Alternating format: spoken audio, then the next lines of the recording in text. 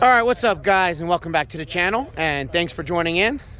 So I got another exciting matchup for you guys here tonight, and just like a couple days ago I posted a GTR versus GT500 race. Now these are two different cars.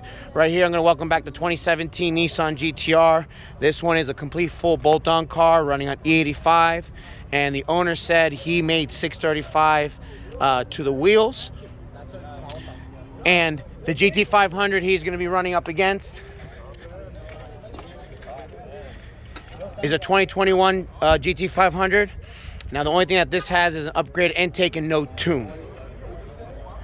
So both cars will be taking one passenger. So let's see how it goes. Alright guys, so I am here in the GTR again, and the first race we're going to do with the GT500 is going to be from 50 miles an hour.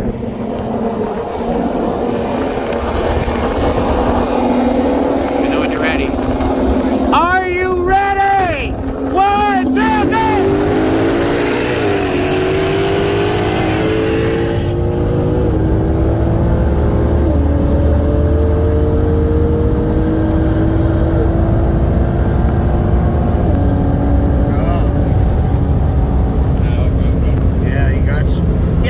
Jump, but it was